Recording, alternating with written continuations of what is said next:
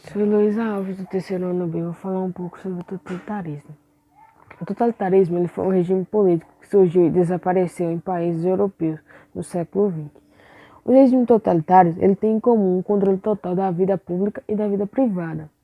E a gente pode observar três exemplos maiores e principais de totalitarismo na Europa, que são eles o nazismo de Hitler, o fascismo de Mussolini e o stalinismo na União Soviética.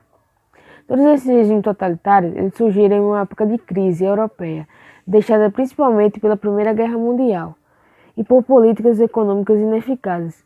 A crise levou a uma caótica situação de alta inflação, miséria, fome, desemprego e falta de assistência básica à população. O totalitarismo ele também é marcado pela forte presença de um militarismo na sociedade e é acompanhado por ações do regime com o objetivo de promover sua ideologia por meio de um sistema de doutrinação da população. Aqui também tem algumas características básicas do totalitarismo, que são elas o culto ao líder, unipartidarismo, doutrinação, centralização do poder, uso do terror, censura, militarização, criação de inimigos internos e externos e nacionalismo exacerbado. E agora eu vou falar um pouco sobre o dele. O culto ao líder, os três regimes possuíam um forte culto ao líder, e sua imagem era espalhada com todos os locais possíveis, como escolas. O unipartidarismo, todos os totalitarismos suprimiu a existência dos partidos, e somente o partido do governo tinha permissão de funcionar. A doutrinação ela visava propagar a ideologia do governo.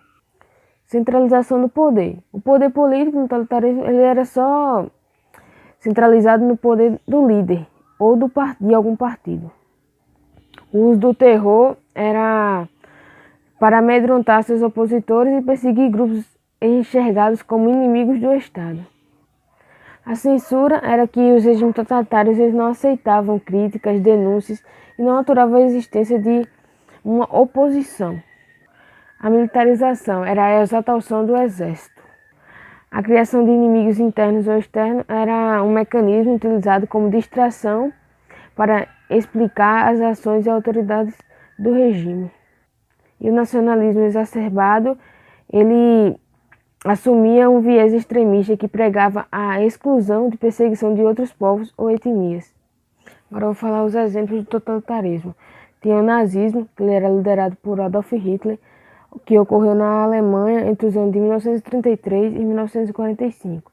Tem também o fascismo, que ele era liderado por Benito Mussolini, e ele vigorou na Itália entre os anos de 1922 e 1943. E também tinha o stalinismo, que só entrou em cena em 1924, e ele era liderado por Joseph Stalin. E ele foi entre os anos de 1924 e até 1953.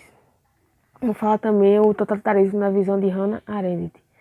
O totalitarismo na visão dela é a elevação de dois fenômenos, o medo e o terror.